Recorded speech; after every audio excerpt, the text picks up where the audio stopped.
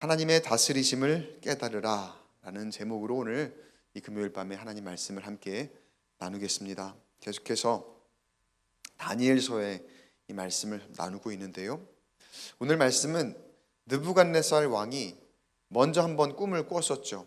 그리고 그 꿈을 아무도 해석을 못했는데 다니엘만이 그 꿈을 해석함으로 다니엘이 왕궁에서 그 왕의 총애를 받아서 일을 하게 되고, 또 다니엘의 세 친구 또한 지방의 고관으로서 일을 하게 되었던 그런 장면을 이전에 보았습니다. 오늘 말씀에 또 한 번 꿈을 꿉니다. 느부갓네살 왕이 또 하나의 꿈 이야기가 나오거든요. 근데 똑같아요. 여전히 바벨론에 많은 지혜자들을 불러서 꿈을 해석해봐라 하지만 아무도 해석해내지 못합니다. 이제 누가 있습니까? 다니엘이 있죠. 다니엘만이 그 꿈을 해석할 능력을 가지고 있었습니다. 이 능력이 어디서 오는 겁니까? 이전에 처음 꿈을 해석할 때 다니엘이 분명하게 고백을 했지요. 오직 은밀한 것을 나타내실 이는 하늘에 계신 하나님이시라.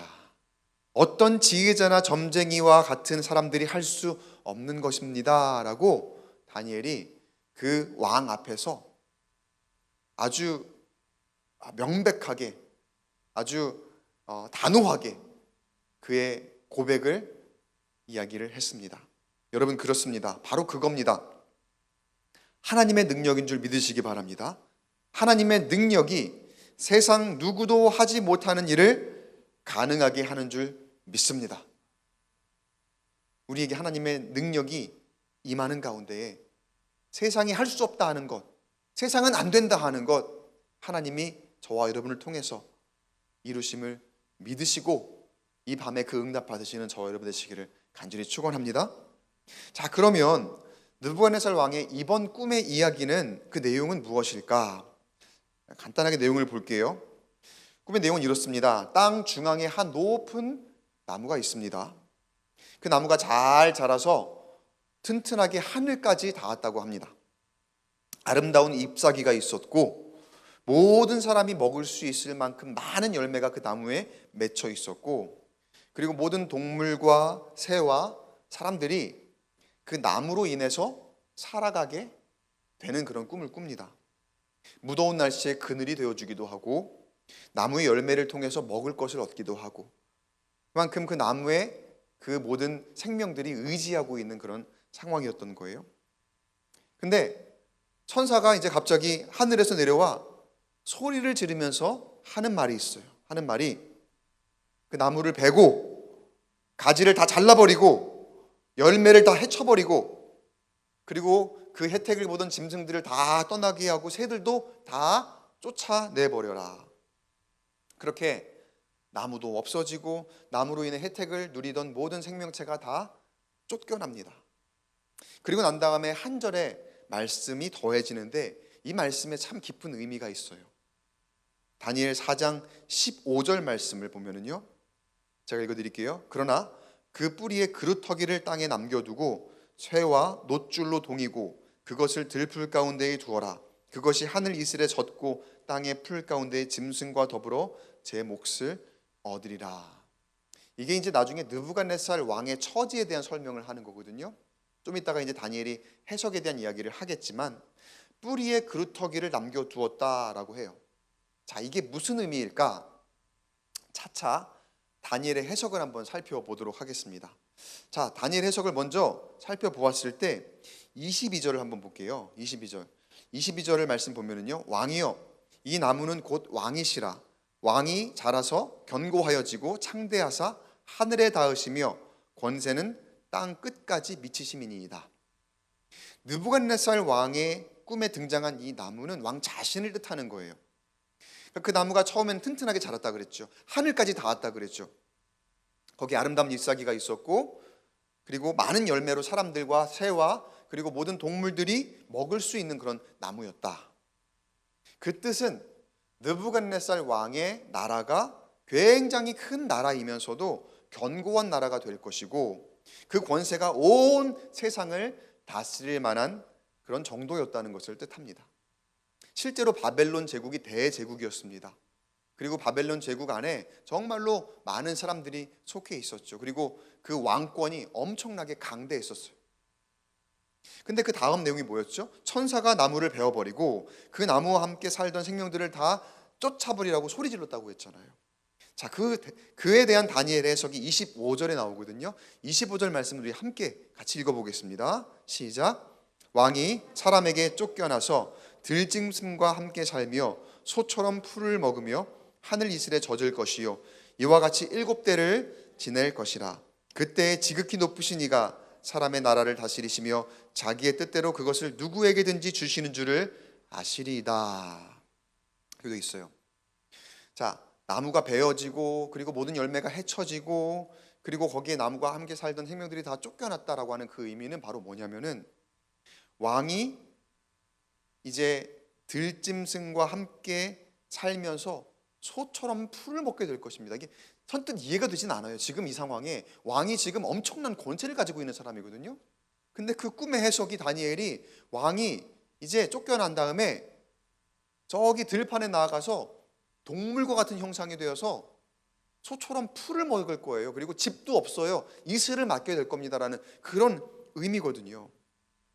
사람의 음식도 아니고 풀을 먹으면서 7대를 살게 될 것입니다라고 이야기를 해요. 근데 여러분 실제로 이후에 느부갓네살의 몸에 그 머리털이 독수리의 털과 같이 자랐다. 그리고 손톱도 새의 발톱 같이 되었다라고 나중에 보면 기록이 되어 있습니다. 그 말씀대로 응하게 된 거죠. 선뜻 이해가 되지 않았는데 어떻게 하루아침에 그렇게 될 수 있을까? 정말 놀라운 일입니다. 충격적이고 생각지도 못했던 그런 일입니다. 천하를 호령하던 그 권세를 가졌던 느부갓네살이 하루아침에 그 몸이 짐승처럼 변했다고요.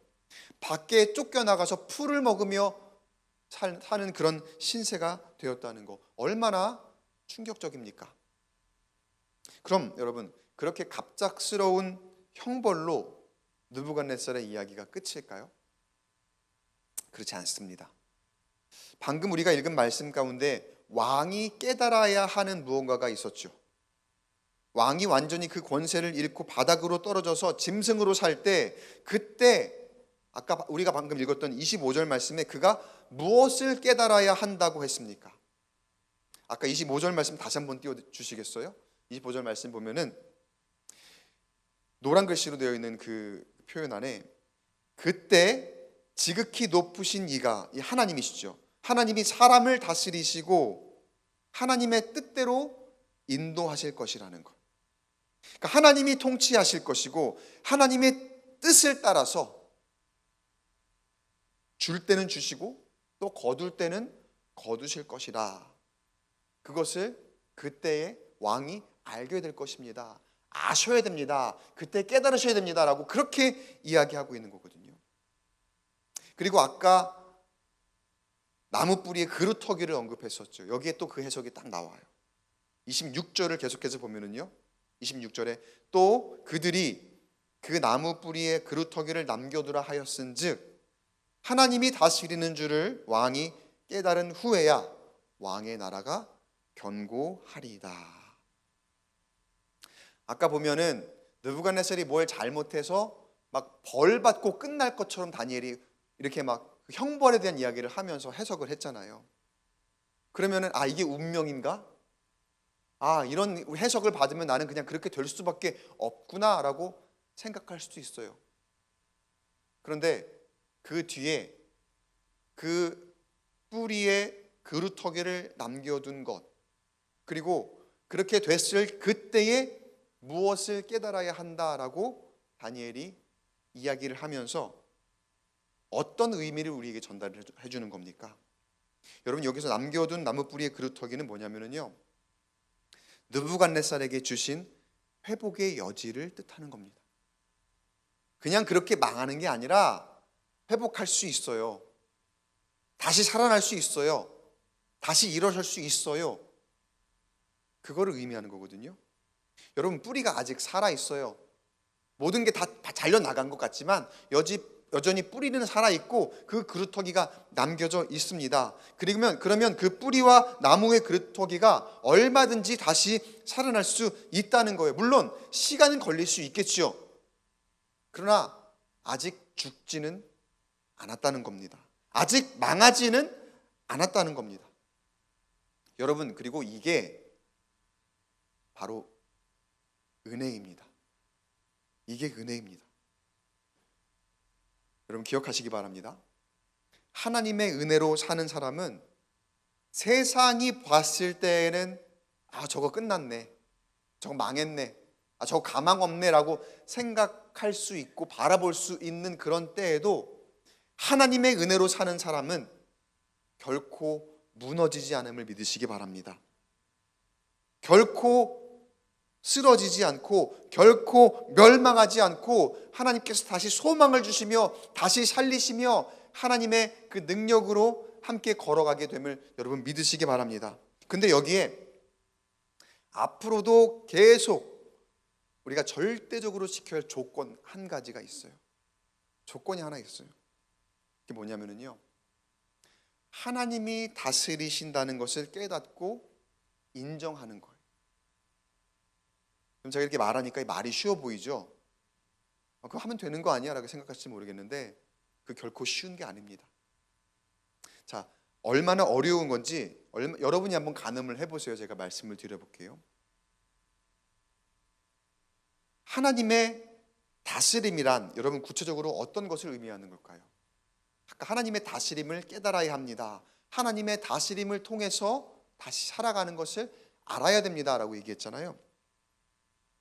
사람이 보통 통치한다, 사람이 다스린다 라고 하면은 그 안에 보통은 사람이 어떻게 생각을 하냐면 그 기준이 그 다스리는 사람 그리고 통치자 또는 관리자 그런 중심입니다.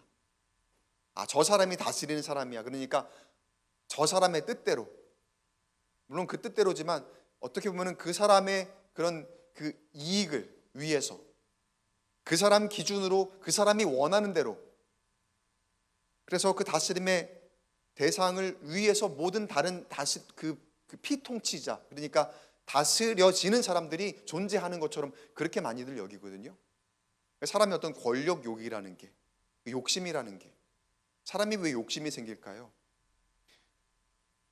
내가 뭔가 이렇게 높아지고자 하니까, 내가 권세를 얻고자 하니까, 사람들이 나를 우러러보기를 원하니까 그런 욕심이 생기는 거 아니겠어요? 정말로 순수하게 내가 권세를 얻고자 함이 내가 진짜 다스리는 그 사람들을 위해서 나는 권세를 얻고 싶습니다 라고 한다면 아무 문제가 되지 않을 거예요. 그럼 그게 욕심이 아니겠죠. 근데 우리가 권력욕이라고 하잖아요. 권세 욕심이라고 하잖아요. 왜 그럴까요? 그 기준이, 그 중심이 그 권세를 갖는 사람의 중심이기 때문에 그런 거거든요. 그러니까 다스림의 대상이 기준이 아닐 때가 많다는 거예요. 그리고 느부갓네살이 그 전형적인 기준을 조금 넘어서는 그런 왕이었죠. 이전에 우리가 함께 나눴던 말씀에 꿈을 처음에 꿨었다 그랬죠. 느부갓네살 왕이 꿈을 꾸고 해석을 하라고 많은 지혜자들을 불렀을 때 그때 참 고약해요. 꿈을 얘기해 주면 되는데 다 불러놓고서 야, 니네가 먼저 내가 꾼 꿈이 뭔지 맞춰봐. 그런 다음에 해석해내. 그걸 누가 하겠어요? 아무도 못하죠. 거기 있는 사람 싹 다 죽었습니다. 니들 지혜자들 이제 다 끝났어. 그러면서 화가 나갖고 막 그냥 다 모든 이 나라에 있는 지혜자들을 다 잡아 죽여라라고 했을 만큼, 그만큼 그 통치자가 느부갓네살 왕이 자기를 위해서 모든 사람이 존재하는 듯한 그런 통치를 했었더라는 거죠. 그렇게 사람들을 공포 분위기로 몰고 자신을 위한 나라로, 자신을 위한 백성들로 만들기 위해 폭력과 억압 정치를, 그리고 공포 정치를 했던 거죠. 근데 여러분, 지금 하나님의 다스림의 이야기를 하고 있잖아요. 하나님의 다스림의 개념은요, 그런 개념과는 오히려 정반대입니다. 다니엘이 이 느부갓네살에게 이제 설명을 해줍니다. 하나님의 다스림이란 요런 느낌입니다. 요런 내용입니다. 그러면서 권면을 하는 내용이 27절 말씀에 나오거든요. 27절 말씀을 한번 같이 읽어볼게요. 시작. 그런즉 왕이여 내가 아뢰는 것을 받으시고 공의를 행함으로 죄를 사하고 가난한 자를 긍휼히 여김으로 죄악을 사하소서. 그리하시면 왕의 평안함이 혹시 장구하리이다. 하나님의 다스림의 개념으로 왕이 변하셔야 됩니다. 지금까지 왕의 통치 방식으로 다스리지 마시고 하나님이 지금 왕에게 원하시는 것이 있습니다. 그게 하나님의 다스림이심이고 그거를 깨달으셔야 됩니다. 그러면 혹시 왕이 그 형벌을 받지 않고 평안하실 수도 있습니다. 내가 다 알지 못하지만 그건 하나님께 달려 있으니까. 근데 내 말을 들으시고 받으시고 뭐라고 해요 뒤에? 공의를 행하십시오. 그리고 죄를 사하시고 가난한 자를 긍휼히 여기시고 그 죄를 사하십시오. 이게 하나님의 다스림이라는 거예요. 그리고 우리 모두를 사실은 여러분 다스리는 자로 부르셨고 세우셨거든요. 여러분 꼭 우리 교회에서 여러분이 리더의 자리가 아니라 하더라도 여러분 세상에서 그리스도인들은 다 다스리는 사람, 세상을 다스리고 하나님의 말씀으로 돌보는 그런 사람으로 하나님께서 세우시고 그 자리에 있게 하신 줄 여러분 믿으시기 바랍니다. 그 근거가 말씀이 어디 있어요? 창세기에 있잖아요. 창세기에서 하나님께서 창조하신 사람에게 생육하고 번성해라 그리고 다스려라 말씀하셨거든요. 근데 그 다스림의 의미를 우리가 잘 해석을 해야 된다는 거예요. 여기 말씀해 주신 다니엘을 통해서 말씀해 주신 그 의미랑 똑같아요. 긍휼히 여기고 그 돌보심의 다스림의 대상을 잘 돌보고 그리고 함께 살아가는 것, 여러분 이게 하나님이 말씀하시는 진정한 다스림의 의미라는 거예요. 다스림의 대상이 사람이 되었든 자연이 되었든 간에 잘 돌보며 긍휼히 여길 때에 비로소 내가 잘 살 수 있거든요. 지금 이 시대에 사실은 되게 많이 그거를 우리가 체감하고 있는 것 같아요. 요즘은 점점. 그동안 우리가 자연을 바라볼 때 자연을 우리가 대할 때 어떻게 대했습니까? 우리가 말씀대로 정말 그 다스림의 의미를 잘 깨닫고 대했다면은 지금 이 시대에 그렇다고 꼭 믿는 사람만 해서 그렇게 되지는 않겠지만 얼마나 기후 변화라든가 우리가 예상치 못한 어떤 그런 자연 재해라든가 그런 것들이 많이 있습니까? 그런 것들이 그냥 우연히 일어나는 게 아니라는 거잖아요. 우리가 잘못 다스렸기 때문에 그 자연을 존중하지 못했고 그 자연을 잘 돌보지 못했고 내가 지금 내 눈앞에 보이는 내 이익을 위해서 내가 살고자 그냥 자연을 막 그냥 이용만 했기 때문에 제대로 돌보지 않고 가꾸지 않았기 때문에 결국 우리가 그 피해를 고스란히 받고 있다는 그런 이야기를 우리가 듣지 않습니까? 사람도 마찬가지.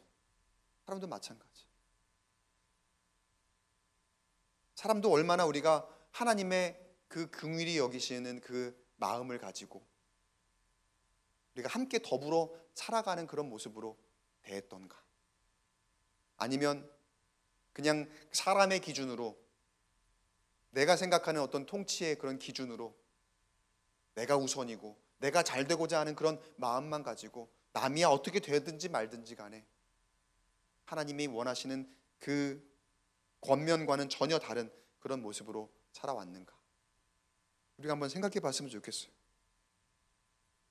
여러분 우리에게 다스림의 권세가 주어진 줄 믿으시기 바랍니다. 어떻게 다스릴까요? 여러분 어떻게 다스리시겠습니까? 자, 지금 느부갓네살 왕이 탁월한 다니엘의 이 해석을 들었어요. 이렇게 다스리십시오. 이렇게 하면 됩니다. 분명히 얘기를 들었거든요. 엄청나게 충격적인 변화가 올 겁니다. 왕이 지금 그 자리에서 그런 모습으로 살지 않고 정말 엄청나게 충격적인 결과를 맞이하게 될 겁니다 라고 예고도 했고 예언도 했고, 그리고 그가 다시 살려면 어떻게 해야 될 것인가, 그런 조건까지 이야기를 했습니다. 자, 그럼 그 해석을 들은 느부갓네살은 어떻게 했을까요? 여러분이라면 그런 해석을 직접 들으셨다면 어떻게 하셨을까요? 한번 비교를 해보세요. 느부갓네살은 어떻게 했을까? 그 말씀을 듣고 난 다음에도 30절 말씀 볼게요. 30절 말씀에 나 왕이 말하여 이르되 이 큰 바벨론은 내가 능력과 권세로 건설하여 나의 도성으로 삼고 이것으로 내 위엄의 영광을 나타낸 것이 아니냐 하였더니. 여러분, 모든 악이요, 모든 악한 영이 우리를 시험하고 건드릴 때 어떤 부분을 건드리냐면요, 교만을 건드립니다. 교만. 이게 제일 사실은 쉬운 부분인 거예요. 교만을 건드려요. 여러분, 교만이 다른 게 아닙니다. 내가 했다 하는 거예요. 내가 했어, 내가. 그리고 내가 다 할 수 있어. 내가 다 할 수 있다. 그러니까 세상에서는 어떻게든지 나를 드러내야 살 수 있죠. 드러내야 되는 어떤 그런 구조 가운데 있잖아요. 근데 세상도 꼭 그런 건 아니에요. 우리가 그 주님으로부터, 예수님으로부터 사실 그런 이 교훈을 좀 많이 얻죠. 억지로 나를 드러내려 하고 내가 한 일을 자랑하려 하는 것보다 차라리 겸손으로 낮아질 때 오히려 더욱 크게 그리고 더 귀하게 인정받는 그런 모습도 우리가 참 많이 봅니다. 그런 경험들 한 번씩 해보시지 않으셨을까요? 아니신가요? 맨날 손해만 봤나? 낮아지니까 별로 그냥 얕보기만 하더라고요. 무시하기만 하더라고요. 그러셨나요? 아니요, 그렇지 않아요. 그 예수님의 진리의 영이 우리와 함께 하시면 여러분, 내가 지금 당장 손해보는 것 같아도 결국은 하나님이 높이시고 그리고 사람들이 인정하게 돼요. 하나님의 그 권능을 인정하게 돼요. 특히 여러분, 교회 사역은 더더욱 그렇습니다. 우리는 하나님의 일을 감당하는 겁니다. 교회 사역은 하나님의 일을 감당하는 거거든요. 거기에서 항상 조심할 말이 뭐냐면요, 내가 이렇게 했어요. 내가 이렇게 할 거야 라고 하는 거예요. 이게 은연중에 나오기 쉬운 말이거든요. 여러분, 하나님 일을 감당할 때 그게 얼마나 악한 영이 교묘하게 시험에 들게 하기 위해서 그거 건드리는 건지 여러분 아셔야 됩니다. 느부갓네살이 지금 자신의 공로를 그 말을 듣고도 딱 드러내잖아요. 이 큰 바벨론은 내가 내 능력과 내 권세로 건설한 것 아니냐. 자, 그렇게 자랑할 때 어떤 일이 일어나느냐? 그 뒤에 바로 31절을 보면은요, 31절 말씀 같이 읽어보겠습니다. 시작. 이 말이 아직도 나 왕의 입에 있을 때에 하늘에서 소리가 내려 이르되 느부갓네살 왕아, 내게 말하노니 나라의 왕위가 내게서 떠났느니라. 이 말이 아직도 끝나기도 전에라는 뜻이에요. 그 왕의 입에 아직 있을 때에 하늘에서 소리가 내려 이르되 느부갓네살 왕아, 내 왕위가 내게서 떠났다. 여러분, 하나님은요, 교만을 그냥 가만히 두고 보지 않으시는 분이세요. 사람의 교만함, 내가, 그 말이 끝나기도 전에 바로 너 아웃, 하나님 얘기하시잖아요. 느부갓네살 왕이 분명히 얘기를 들었거든요. 여기서 또 한 가지 중요한 점이 있어요. 여러분, 듣기만 하고 행하지 않으면 아무 소용 없습니다. 지금 분명히 느부갓네살 왕이 다니엘의 해석을 통해 자기의 꿈의 내용을 들었어요. 흥하게 될 일과 망하게 될 일, 그리고 그때의 하나님 앞에서 어떻게 해야 되는지까지도 다 들었습니다. 그런데도 느부갓네살은 그 말씀대로 행했습니까? 아닙니까? 행하지 않았어요. 여전히 내가 한 거잖아 라고 그냥 늘 자기가 하던 방식대로, 그러니까 습관이 무서운 거거든요. 겸손하게 긍휼히 여기시고 죄를 사하십시오. 그 왕의 통치 방식을 바꿔야 됩니다. 정책 기조를 바꾸셔야 됩니다 라고 분명히 얘기를 했는데 겸손하게 하나님 공의로 다스리지 않았습니다. 오히려 자신을 더 높이고 자신을 드러내며 그 교만함에 머물러 있습니다. 그 결과 다니엘이 왕의 꿈을 해석하고 예언한 그대로 그의 몸이 짐승처럼 변해서 풀을 뜯어먹고 살게 되었다는 거예요. 사랑하는 성도 여러분, 교만하지 않는 유일한 방법은요, 하나님의 말씀대로 행하는 것입니다. 우리도 하나님 말씀을 듣습니다. 근데 그냥 듣는 거로 끝나면 안 돼요. 듣고 나서가 문제입니다. 우리는 얼마나 들은 대로 행하고 있을까요? 지금 우리 시대가 여러분 보면은 듣고자 하면 얼마나 많이 들을 수 있습니까? 엄청나게 많은 정보가 있고요. 그야말로 정보의 홍수, 그리고 설교 말씀도 진짜 설교의 홍수입니다. 유튜브를 통해서, 그리고 각 교회 홈페이지를 통해서 그 수많은 목사님들의 메시지를요, 그냥 듣고자 하면 얼마든지 들을 수 있어요. 좀 목사님들이 얼마나 설교들을 잘하시는지 몰라요. 어디를 들어봐도 진짜 설교들을 다 잘하시더라고요. 근데 여러분, 아무리 탁월한 말씀이라도, 아무리 많이 듣기만 하면 뭐 할까요? 그냥 아무리 많기만 하면 뭐 할까요? 그리고 아무리 그냥 듣기만 하면 뭐 할까요? 듣고 거기서 멈추면 아무 소용이 없습니다. 아니, 오히려 많이 듣기만 하잖아요. 그럼 내 지식만 쌓아져 가요. 그럼 그게 더 교만해지는 거예요. 그냥 안 듣는 이만 못할 만큼 그냥 지식만 자꾸 쌓아져 가면은 내가 그냥 내 지식적으로 내 마음에 고백은 없고 내 영적인 어떤 체험은 없이 그냥 지식적으로만 쌓아져 나가며 점점 더 교만해질 수밖에 없는 그런 환경이 된다는 거예요. 오늘도 우리는 말씀을 들었습니다. 여러분, 어떻게 하면 좋을까요? 그 답은 여러분이 알고 계십니다. 자, 느부갓네살 왕이 짐승의 몸으로 살게 되고 7년이 지납니다. 7대를 그렇게 지날 거라 말씀하셨잖아요. 그리고 그 기간 안에 아마 느부갓네살 왕이 그때서야 정신을 차린 것 같아요. 하나님 말씀을 그때 이제 깨닫게 된 것 같습니다. 그가 다시 회복을 하게 됩니다. 그리고 회복한 그가 고백하기를 다음과 같이 말합니다. 오늘 이 말씀 마지막으로 읽을 텐데 37절 말씀을 같이 한번 읽어보겠습니다. 시작. 그러므로 지금 나 느부갓네살은 하늘의 왕을 찬양하며 칭송하며 경배하노니 그의 일이 다 진실하고 그의 행하심이 의로우심으로 교만하게 행하는 자를 그가 능히 낮추심이라.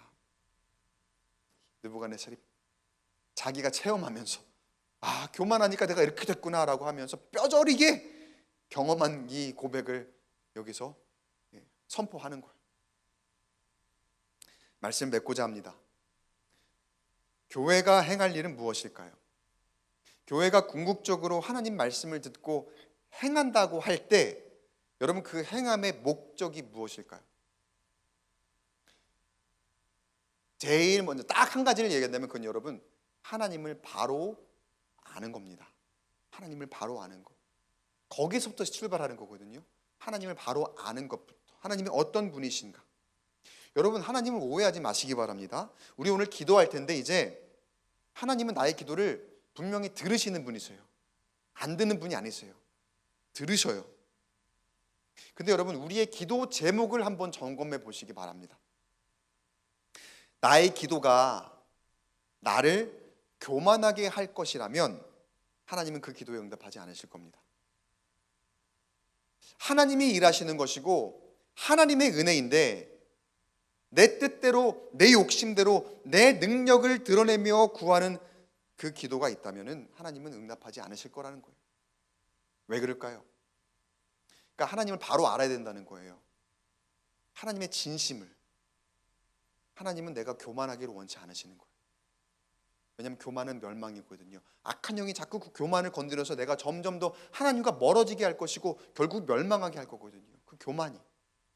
근데 하나님은 내가 교만한 거 원하지 않으실 거고 내가 하나님으로부터 멀어지는 걸 하나님 원하지 않으시니까, 그래서 여러분, 내 그런 기도의 제목들이 응답받지 못하는 거예요.